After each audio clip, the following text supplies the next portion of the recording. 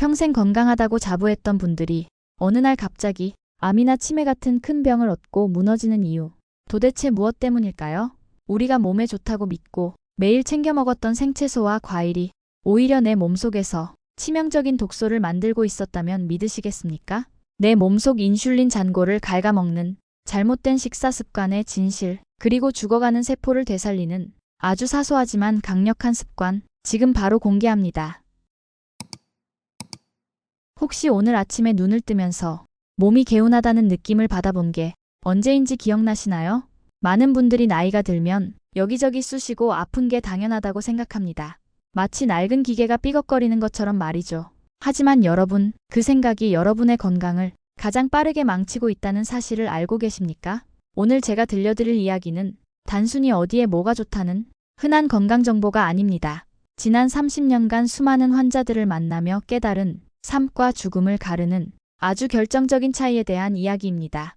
한 대학병원의 진료 기록을 살펴보면 이런 안타까운 사례가 나옵니다. 평생 술, 담배도 안 하고 열심히 운동하며 살았던 70대 남성분이 어느 날 갑자기 쓰러지셨습니다. 원인은 전신에 퍼진 만성 염증이었는데요. 이 환자분은 억울했습니다. 나는 남들보다 건강을 더 챙겼는데 도대체 왜 이런 일이 생겼을까 하고 말이죠. 하지만 정밀 검사를 통해 그분의 생활 습관을 현미경 보듯 들여다봤을 때 의료진은 충격적인 사실을 발견했습니다. 그분이 건강을 위해 매일 실천했던 어떤 식사 습관이 오히려 독이 되어 돌아왔다는 것이었죠. 도대체 우리가 믿었던 건강 상식 속에 어떤 함정이 숨어 있었던 걸까요?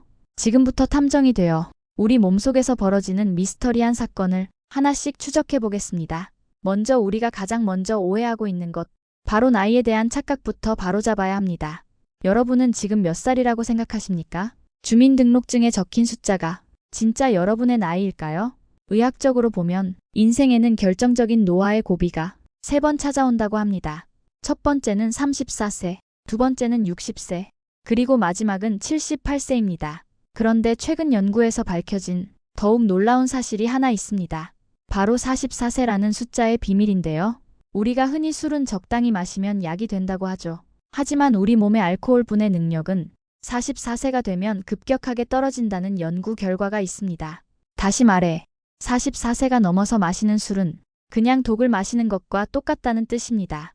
젊었을 때 생각하고 술 한 잔 기울이다가는 50세도 되기 전에 내 몸의 주요 장기들이 파업을 선언할 수도 있다는 거죠. 또한 60세가 되면 우리 몸은 탄수화물을 처리하는 능력을 거의 상실하게 됩니다. 평생 밥심으로 살아왔는데 갑자기 밥이 독이 된다니 참으로 야속한 일이죠. 하지만 이것은 우리 몸이 보내는 아주 강력한 경고 신호입니다. 이제 연료를 바꾸라는 뜻이죠. 탄수화물 대신 단백질과 근육으로 삶을 지탱해야 하는 시기가 왔다는 겁니다. 자, 그렇다면 우리 몸속 세포들은 도대체 어떤 상태일 때 가장 위험할까요? 사람에게 호상이라는 말이 있듯이 우리 몸을 구성하는 세포도 곱게 죽는 것이 중요합니다. 세포가 수명을 다해 자연스럽게 죽으면 우리 몸은 그 부품을 재활용해서 새로운 세포를 건강하게 만들어냅니다. 하지만 염증 때문에 억지로 죽게 되면 그 세포는 재활용되지 못하고 오히려 주변을 오염시키는 쓰레기가 됩니다. 그리고 그 쓰레기를 치우기 위해 세포들이 무리하게 분열을 하다가 돌연변이가 생기는데 그것이 바로 우리가 가장 두려워하는 암입니다. 결국 암을 예방하고 건강하게 사는 핵심은 내 몸에 염증이 생기지 않게 하는 것, 그리고 염증이 생겼다면 불이 번지기 전에 빨리 끄는 것입니다. 그렇다면 이 지긋지긋한 염증은 도대체 어디서 시작되는 걸까요? 범인은 바로 여러분의 위장 속에 숨어 있습니다. 여러분, 혹시 소화가 안 되면 그냥 소화제 하나 먹고 마시나요? 소화가 안 된다는 것은 단순히 속이 더부룩한 문제가 아닙니다. 음식이 위장에서 제대로 분해되지 않고 머물면 그것은 영양분이 아니라 음식물 쓰레기가 됩니다. 한여름에 음식물 쓰레기를 방치하면 어떻게 되나요? 부패하고 악취가 나고 벌레가 꼬이죠. 우리 위장 속에서도 똑같은 일이 벌어집니다. 음식이 썩으면서 발생한 독소가 혈관을 타고 온몸을 돌아다니며 관절을 공격하면 관절염이 되고 뇌를 공격하면 두통이나 치매의 원인이 되는 겁니다. 특히 우리가 건강을 위해 챙겨 먹는 생채소, 이것이 때로는 독이 될 수 있습니다. 소화력이 떨어진 상태에서 먹는 뻣뻣한 생채소는 위장에 엄청난 부담을 줍니다. 오히려 살짝 데치거나 삶아서 먹을 때 소화 흡수율이 높아지고 항산화 성분도 더 잘 흡수된다는 연구 결과가 있죠. 그러니 무조건 남들이 좋다는 것을 따라하지 말고 내 위장이 받아들일 수 있는지를 먼저 살펴야 합니다. 자, 여기서 여러분의 위장을 살리고 염증을 없애는 기적의 습관 하나를 소개해 드리겠습니다. 돈도 거의 들지 않고 누구나 쉽게 구할 수 있는 이것, 바로 누룽지입니다. 너무 흔해서 실망하셨나요? 하지만 여기에는 놀라운 비밀이 숨겨져 있습니다. 우리가 밥을 먹을 때 탄수화물을 분해하는 효소는 오직 침 속에만 있습니다. 그런데 여러분 식사하실 때 얼마나 씹으시나요? 한국 사람들은 성격이 급해서 대부분 몇 번 씹지도 않고 꿀꺽 삼켜버립니다. 침이 섞이지 않은 밥알이 위장으로 넘어가면 위장은 이걸 분해하느라 죽을 고생을 합니다. 위경련이 왜 일어나는 줄 아십니까? 위장이 소화 안 되는 음식을 흔들다가 지쳐서 팔에 쥐가 나는 것처럼 경련을 일으키는 겁니다. 이때 구세주처럼 등장하는 것이 바로 누룽지입니다. 식사 후에 손바닥만 한 누룽지 조각을 입에 넣고 천천히 녹여 먹으면 누룽지에 함유된 탄수화물 분해 성분과 계속해서 나오는 침이 섞이면서 위장의 부담을 덜어주는 천연 소화제가 됩니다. 단 식사 대신 드시는 게 아니라 식사 끝 무렵에 드셔야 그 효과를 제대로 볼 수 있습니다. 타이밍이 생명인 것이죠. 또 하나의 중요한 비밀은 바로 순서입니다. 여러분의 위장은 평소에 납작하게 찌그러진 풍선처럼 붙어 있습니다. 그런데 갑자기 밥을 들이밀면 위장이 놀라서 제대로 움직이지 못합니다. 그래서 식사 전에 위장에게 이제 일할 시간이야 라고 신호를 줘야 합니다. 그 신호탄이 바로 신맛입니다. 식초를 탄 물이나 레몬즙 혹은 신김치 한 조각을 먼저 드셔보세요. 그러면 위장이 이제 음식이 들어오는구나 하고 깨닫고 소화액을 준비하기 시작합니다. 이렇게 식초로 시동을 걸고 본 식사를 하고 누룽지로 마무리를 하는 것, 이것이 바로 30년 의사생활을 통해 검증된 위장을 살리는 황금 루틴입니다. 자, 이제 우리 몸의 배터리 이야기를 좀 해볼까요? 바로 인슐린입니다. 우리가 태어날 때 평생 쓸 수 있는 인슐린의 양은 정해져 있다고 상상해 봅시다. 마치 100만 원이 든 통장을 가지고 태어난 것과 같습니다. 아껴 쓰면 100살까지도 넉넉히 쓸 수 있지만 젊었을 때 폭식하고 단 것을 입에 달고 살면서 펑펑 써버리면 어떻게 될까요? 50세도 되기 전에 통장은 텅 비어버립니다. 그때 찾아오는 불청객이 바로 당뇨병입니다. 인슐린은 단순히 혈당만 조절하는 게 아닙니다. 혈관 속 지방도 청소하고 혈압도 조절하는 만능 일꾼입니다. 이 귀한 일꾼을 낭비하지 않으려면 우리는 식습관을 바꿔야 합니다. 가장 나쁜 습관은 배가 고프지도 않은데 습관적으로 먹는 것, 그리고 밤늦게 야식을 먹는 것입니다. 저녁 7시 이후에는 내 몸의 췌장도 퇴근을 시켜줘야 합니다. 밤새도록 야식을 소화시키느라 장기가 쉬지 못하면 결국 그 피로가 염증으로 쌓이고 노화를 가속화시키는 지름길이 됩니다. 공복 시간은 우리 몸이 스스로를 청소하고 수리하는 가장 귀한 시간이라는 것을 잊지 마세요. 그리고 많은 분들이 근육이 중요하다는 건 알지만 단백질 섭취를 소홀히 합니다. 내년부터 챙겨 먹어야지 하는 분들 계시죠? 우리 몸은 외상거래를 절대 하지 않습니다. 오늘 단백질이 들어오지 않으면 우리 몸은 가차없이 내 허벅지 근육을 녹여서 필요한 곳에 갖다 씁니다. 그래서 나이가 들수록 팔다리는 가늘어지고 배만 불룩 나오는 거미형 체형이 되는 겁니다. 하루에 달걀 2개, 그리고 자기 손바닥만 한 고기 반찬은 선택이 아니라 필수입니다. 이건 내 몸에 지불해야 하는 최소한의 월세라고 생각하셔야 합니다. 월세를 안 내면 쫓겨나듯이 단백질을 안 주면 건강에서 쫓겨납니다. 마지막으로 이 모든 신체 활동을 관장하는 뇌와 신경 이야기를 안 할 수가 없습니다. 우리 몸을 하나의 집이라고 생각해 봅시다. 뇌는 두꺼비 집이고 척수는 멀티탭이고 신경은 전선입니다. 그리고 우리 몸의 장기들은 냉장고나 TV 같은 가전제품이죠. 어느 날 TV가 안 켜진다고 해서 무조건 TV를 새로 사는 사람이 있나요? 가장 먼저 코드가 잘 꽂혀 있는지, 전선이 끊어지지는 않았는지 확인해야죠. 우리 몸도 마찬가지입니다. 이유 없이 여기가 아프고 저기가 아픈데 병원에 가도 뚜렷한 원인이 없다고 한다면 신경의 연결을 의심해봐야 합니다. 척추가 바르지 못하고 자세가 구부정하면 신경이 눌려서 신호가 제대로 전달되지 않습니다. 신호가 끊기면 장기들이 제 기능을 못하게 되죠. 그래서 걷기가 중요합니다. 특히 맨발 걷기는 발바닥의 다양한 감각을 깨워서 뇌로 가는 신호를 증폭시키는 아주 좋은 방법입니다. 러닝머신 위에서 기계적으로 걷는 것보다 울퉁불퉁한 흙길을 걸을 때 우리 뇌는 훨씬 더 많이 깨어납니다. 또한 우리 몸에는 회춘 호르몬이라고 불리는 성장 호르몬을 뿜어내는 버튼이 있습니다.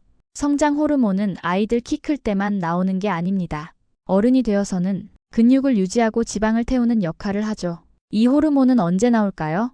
바로 우리 몸이 힘들 때, 그리고 배고플 때 나옵니다. 하루에 딱 15분, 투명 의자에 앉은 것처럼 허벅지에 힘을 주고 버텨보세요. 허벅지가 불타는 것 같은 느낌이 들 때, 우리 뇌는 아, 주인이 지금 힘을 쓰는구나 하고 착각해서 성장 호르몬을 콸콸 쏟아냅니다. 힘들다고 포기하지 마시고 그 순간이 내 몸이 젊어지는 시간이라고 생각하세요. 그리고 가끔은 배고픔을 즐기십시오. 꼬르륵 소리가 나는 그 순간이 내 몸속에 시르투인이라는 장수 유전자가 깨어나는 골든 타임입니다. 여러분, 건강은 성적표처럼 100점을 맞아야 하는 게 아닙니다. 60점만 맞아도 낙제하지 않고 충분히 행복하게 살 수 있습니다. 너무 완벽하게 하려고 스트레스 받지 마십시오. 스트레스 자체가 우리 몸의 가장 큰 적입니다. 음악을 듣고 좋은 사람들과 웃고 떠드는 것, 이것이 뇌를 속여서 몸을 이완시키는 최고의 치료제입니다. 내가 웃으면 내 몸속 세포들도 주인이 행복하구나 하고 착각해서 면역력을 높입니다. 오늘 제가 말씀드린 것들 거창한 게 아닙니다. 식사 전에 식초 한 모금, 밥 먹고 나서 누룽지 한 조각, 하루에 달걀 2개, 그리고 틈날 때마다 허벅지에 힘주기. 이 사소한 습관들이 쌓여서 여러분의 10년 뒤, 20년 뒤를 결정합니다. 오늘 저녁 식탁에서부터 작은 변화를 시작해 보시는 건 어떨까요? 여러분의 몸은 여러분이 생각하는 것보다 훨씬 더 회복할 준비가 되어 있습니다. 지금 바로 시작하십시오. 여러분의 건강한 노년을 진심으로 응원합니다.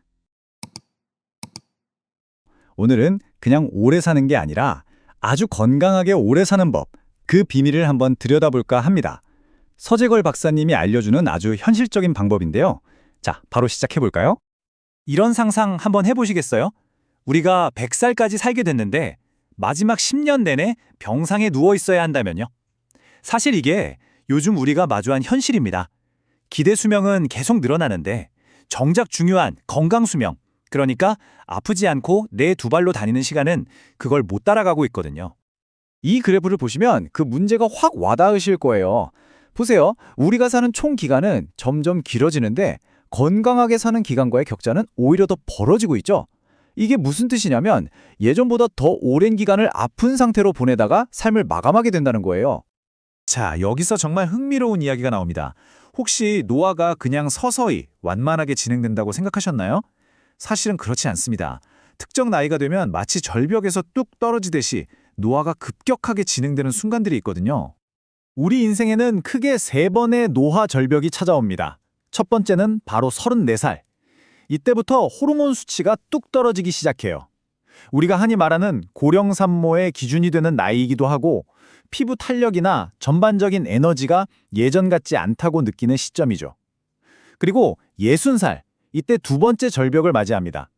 이때는 탄수화물이나 당을 처리하는 능력이 확 나빠지면서 만성질환의 위험이 커져요. 치매나 파킨슨병 같은 뇌 질환도 이때부터 시작될 수 있고요. 마지막으로 78살. 이때의 건강 상태가 앞으로 남은 인생을 얼마나 건강하게 보낼 수 있을지를 결정하는 말 그대로 최종 시험대라고 할 수 있습니다. 그런데 말이죠. 최근에 아주 중요한 4번째 절벽이 밝혀졌습니다. 바로 44살입니다. 이 나이부터 우리 몸의 간이 알코올을 분해하는 능력이 급격하게 떨어져요.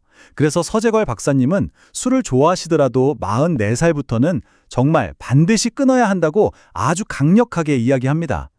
아니 그럼 이 무서운 노화 절벽들을 그냥 맞이해야만 하는 걸까요? 아닙니다. 여기서 건강에 대한 우리의 생각을 완전히 바꿔줄 아주 획기적인 관점이 등장합니다.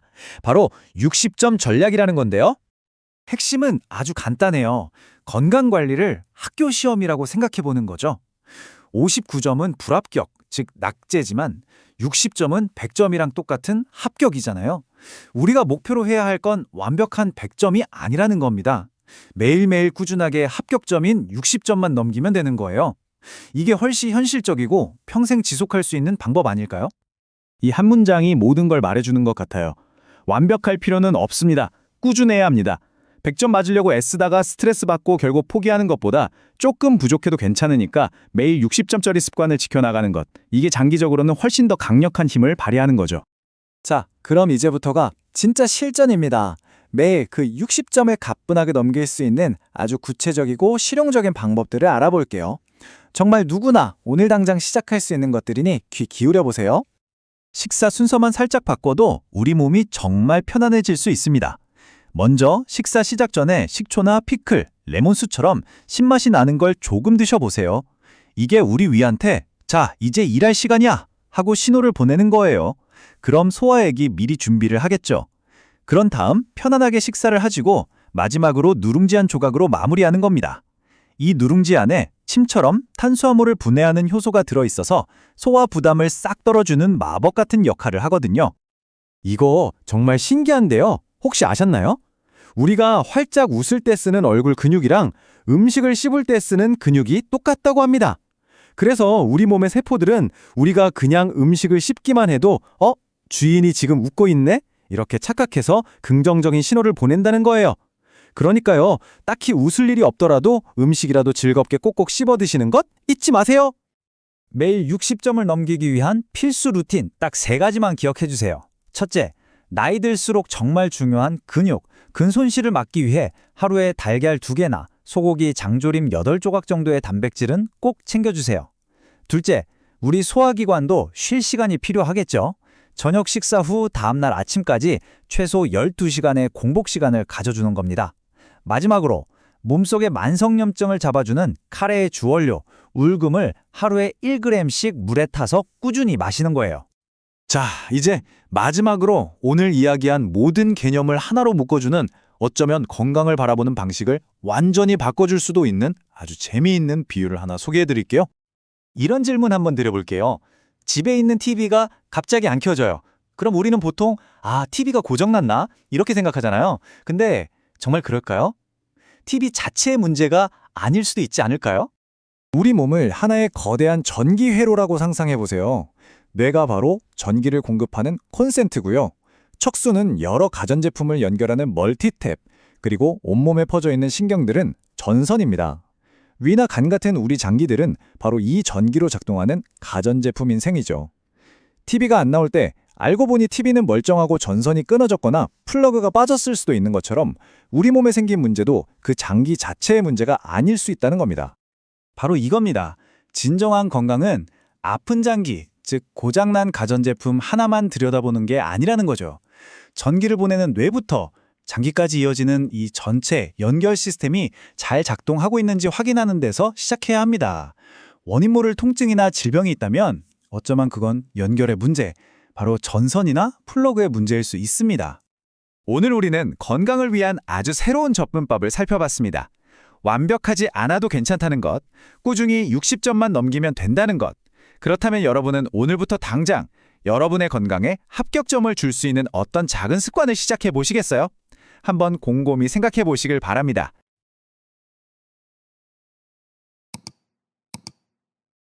보통 잘 사는 법에 대한 이야기는 정말 많은데 잘 죽는 법이라니 이게 굉장히 솔직하고 또 강렬하게 다가오더라고요. 그렇죠.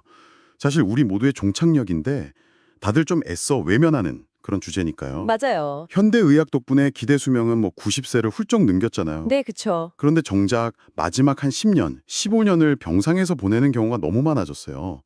그리고 이게 그냥 오래 사는 게 중요한 게 아니라 죽기 전까지 골골대지 않고 얼마나 내 발로 걸어다니며 사느냐, 이게 핵심인 거죠. 맞습니다. 여러분이 내일부터가 아니라 오늘 당장 시작할 수 있는 거. 네, 바로. 네, 아주 구체적이고 실질적인 건강 루틴의 핵심을 한번 찾아내 보는 겁니다. 강연에서 인생을 4분기로 나누는 비유를 들던데 그게 이야기의 좋은 출발점이 될 것 같아요. 네, 인생을 100년으로 보고 25년씩 4개의 분기로 나누는 개념이죠. 1분기는 성장기, 2분기는 이제 전성기고요. 중요한 건 3분기, 즉 51세부터 75세까지. 3분기? 네, 이 시기를 어떻게 보내느냐가 마지막 4분기의 삶의 질을 완전히 결정한다는 겁니다.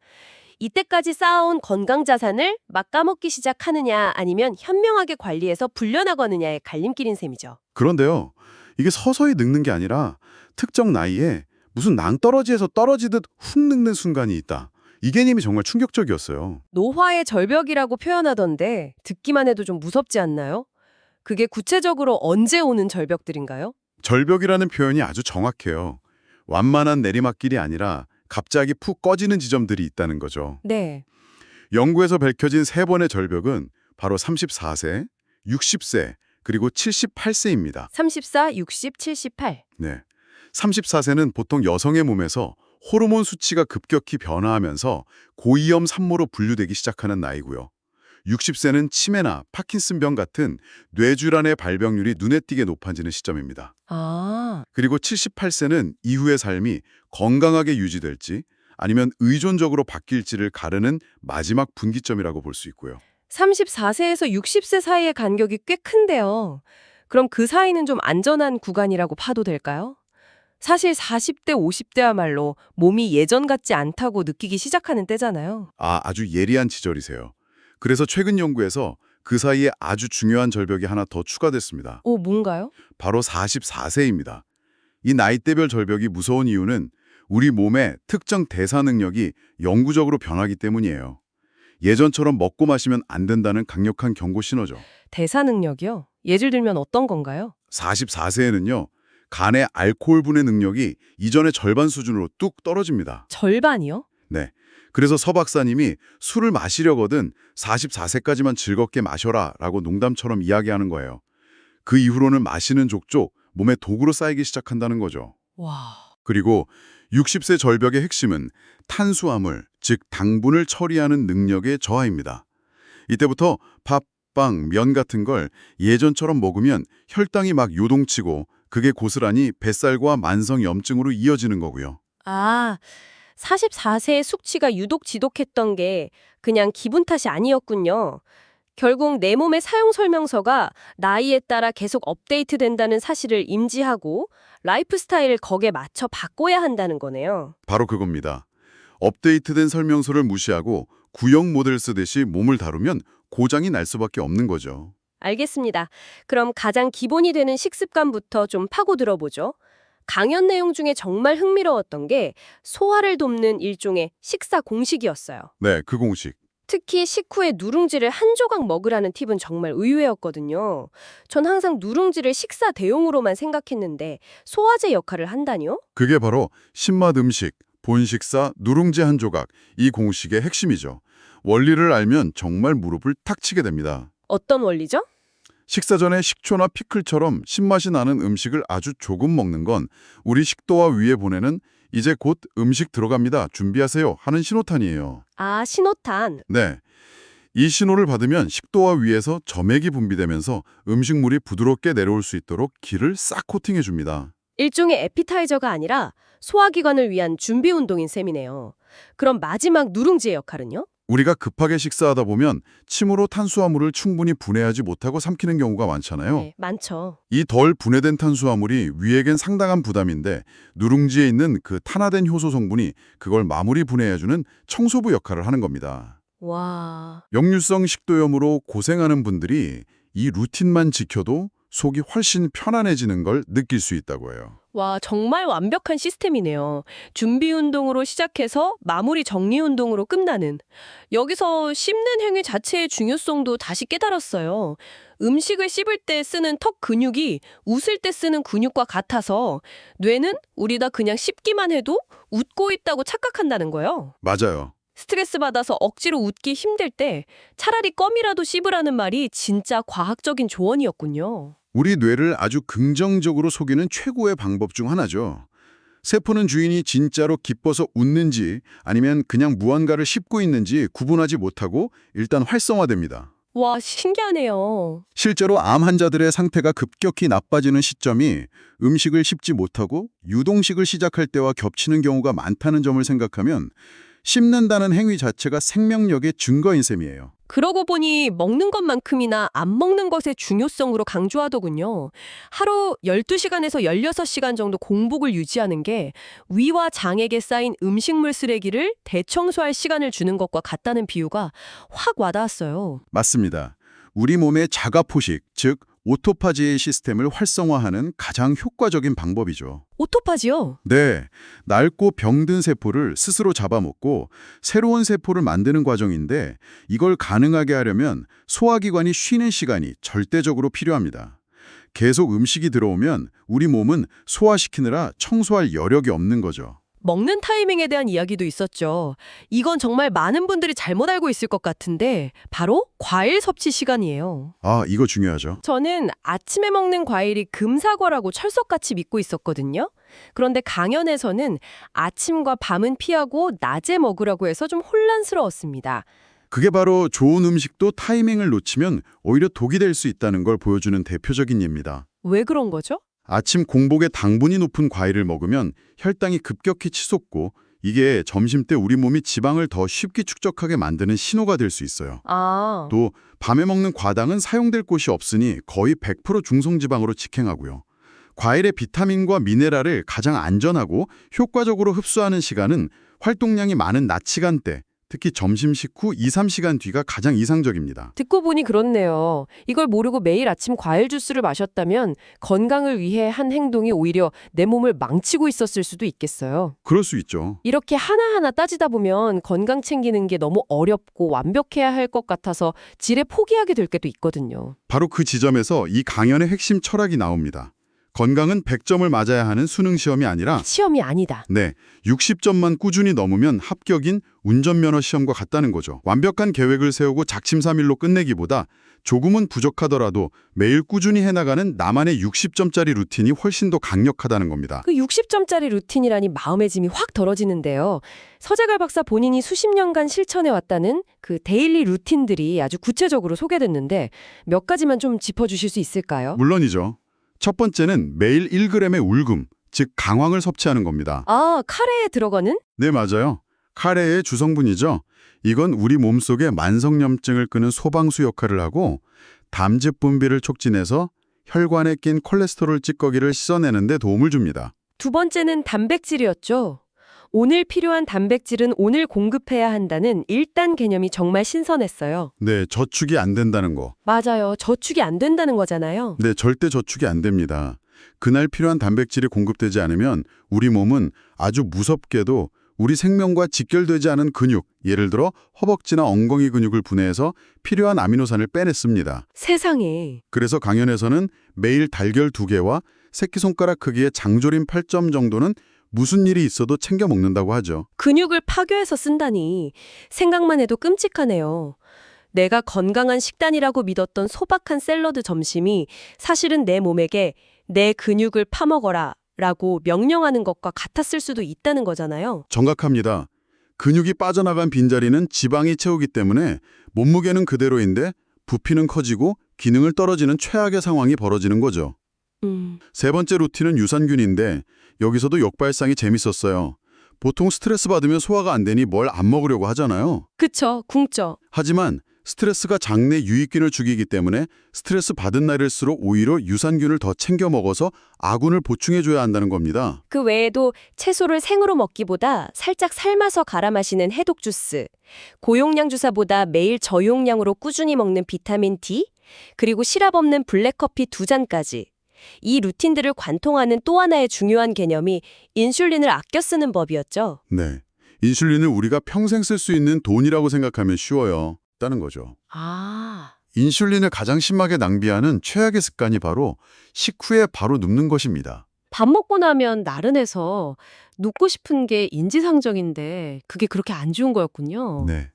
그럼 반대로 인슐린을 아끼는 최고의 방법은 뭔가요? 너무나 간단해서 허무할 정도예요.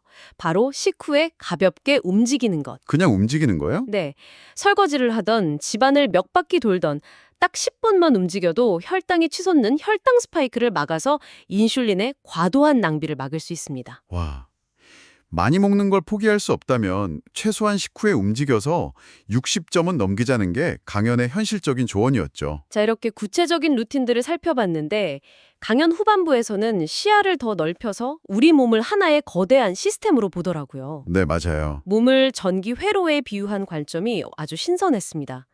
뇌는 콘센트, 척수는 멀티탭, 장기는 가전제품이라는 비유요. 아주 탁월한 비유죠. TV가 안 나올 때 TV만 두들길 게 아니라 플러그가 잘 꽂혀 있는지, 멀티탭 전원은 켜져 있는지부터 확인해야 하잖아요. 그렇죠. 마찬가지로 어깨가 아프다고 어깨만 치료할 게 아니라 어깨로 가는 신경 신호가 나오는 멀티탭, 즉 척추나 목의 연결 상태에 문제가 생긴 건 아닌지 살펴봐야 한다는 겁니다. 그 연결이라는 키워드가 굉장히 중요하게 들리네요. 단순히 몸 안의 신경 연결뿐만 아니라 우리가 세상과 어떻게 연결되어 있는가 하는 문제로까지 확장될 수 있을 것 같아요. 맞습니다. 이 비유는 우리 몸의 물리적인 연결을 넘어 정신적, 사회적인 연결의 중요성까지 암시합니다. 아, 원인 모를 무기력함이나 우울감이 어쩌면 내 안의 문제가 아니라 타인과의 연결, 세상과의 연결이 단절되었기 때문은 아닌지 돌아보게 만들죠. 강연에서 성장 호르몬 분비를 촉진하는 의외의 방법 2가지를 소개한 것도 이 연결과 관련이 있어요. 그거요? 첫째는 버티기, 둘째는 굶기. 듣기만 해서는 별로 유쾌하지 않은 방법들인데요. 그렇죠. 그렇죠. 허벅지를 붙이고 15분간 버티는 것처럼 근육의 젖산이 쌓일 정도의 자극을 주거나 간헐적 단식으로 몸을 위기 상황에 살짝 노출시키면 우리 몸은 주인이 위험하다고 느끼고 스스로를 치유하고 근육을 생성하기 위해 성장 호르몬을 분비합니다. 위기 상황으로 인식해서 네. 20대 이후의 성장 호르몬은 우리 몸의 염증을 없애고 활력을 주는 뭐랄까 회춘 호르몬이거든요. 금고에 돈이 가득해도 꺼내 쓰는 법을 모르면 소용없듯 우리 몸에 좋은 호르몬들을 꺼내 쓰는 스위치를 아는 게 중요합니다. 결국 몸에 적절한 자극과 위기를 줌으로써 내부 시스템과의 연결을 다시 활성화하는 거군요. 바로 그거죠. 음악 치료에 대한 이야기도 같은 맥락이었어요. 특정 주파수의 소리가 버섯을 자라게 하듯 긍정적인 말이나 음악 같은 좋은 진동 에너지가 우리 세포와의 연계를 강화할 수 있다는 개념이요. 네, 말이 가진 힘, 음악이 가진 에너지는 결코 추상적인 개념이 아닙니다. 그리고 이런 연결의 최종적인 형태가 바로 동안으로 사는 비결과 맞닿아 있어요. 강연에서 이문세의 노래를 임영웅이 리메이크한 곡을 예로 들었잖아요. 네, 맞아요. 옛 것과 요즘 것을 모두 아우르면서 세상과 계속 소통하고 연결되려는 그 열린 태도. 그것이야말로 주름살 몇 개를 펴는 것보다 훨씬 근본적인 의미의 젊음이라는 거죠. 정말 그렇네요. 오늘 탐구를 쭉 정리해보니 건강이란 결국 거창한 계획보다 사소한 실천의 꾸준함이라는 결론에 이르게 됩니다. 네. 내년부터 시작할 프로젝트가 아니라 오늘 내 몸에 꼬박꼬박 지급하는 일당과 같다는 점을 다시 한번 새기게 되네요. 맞습니다. 그런데 서재걸 박사는 이 모든 건강 루틴을 설명한 강연의 마지막을 아주 의외의 이야기로 마무리합니다. 어떤 이야기였죠? 바로 타인에 대한 나눔과 기부였죠. 처음엔 좀 뜬금없다고 생각할 수도 있지만 오늘 우리가 나눈 연결이라는 키워드를 떠올려보면 이게 왜 최고의 건강 비결인지 알 수 있습니다. 그렇군요. 네, 그래서 여러분께 마지막으로 이런 질문을 드리고 싶습니다. 오늘 우리는 혈당 스파이크를 막고 성장 호르몬을 꺼내 쓰는 등 수많은 신체 내부의 건강 루틴을 살펴보았습니다. 하지만 강연의 마지막이 나눔으로 끝난 것처럼 어쩌면 우리를 가장 근본적으로 건강하게 만드는 최고의 루틴은 내 몸 안이 아닌 타인 그리고 세상과의 따뜻한 연결을 회복하는 데서 시작되는 것은 아닐까요?